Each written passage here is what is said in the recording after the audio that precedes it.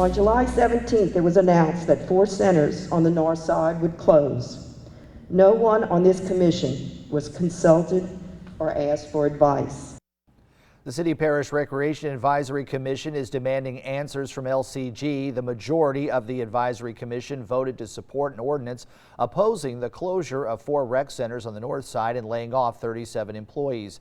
That ordinance will be introduced during a special joint council meeting today.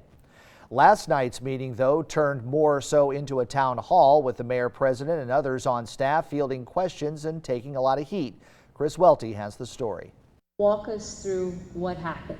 When were you notified? What is it you have to do so we can understand what needs to be done? The City Parish Recreation Advisory Commission asking direct questions after they say they were not notified prior to the mayor-president's decision to close 4 rec centers on the north side and lay off 37 employees. Interim Parks and Recreation Director Frank Wittenberg. So the process was completely new to myself.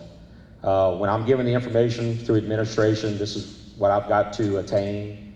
I start working on it. Wittenberg echoing the mayor-president, saying while the budget isn't pretty, our city and parish has to adjust and adapt. He's hopeful to have several public-private partnerships to keep the centers open. Chairperson Judy Placer maintains the people of Lafayette Parish are not paying much into the Parks and Rec facilities. I pay $4.90 a month for recreation, $57 a year. Most cities pay way over $100. So you can see there's not a lot of money in our budget. The big question from many in attendance, why only the rec centers on the north side? We understand budget cuts, but why not cut the budget across the board, Mr. Frank? Why not cut the budget everywhere? Why not take a little from here and a little from here and a little from, and cut that budget?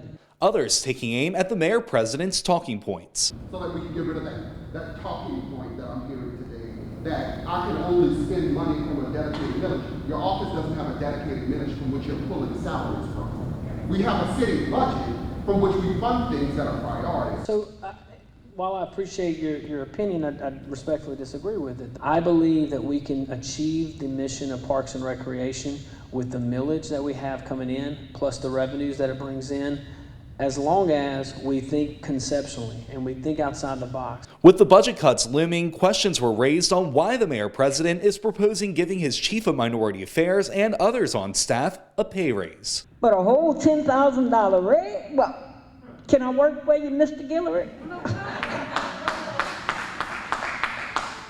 Because he has done a lot for me personally, in my personal growth. You can say what you want. I believe in this man. I know where his heart is. And I know that every communication that we have, it's with good intention.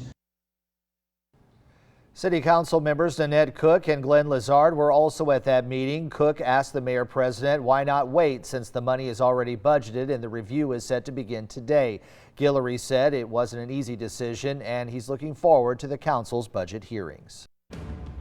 Our investigative team looked into the claim made during the meeting about how much money residents pay for recreation. Under the current city tax that pays for parks and recreation, Lafayette residents pay around $2.40 per year for recreation. Based on the proposed budget, Lafayette residents would need to pay around $65 to meet the proposed $8 million budget.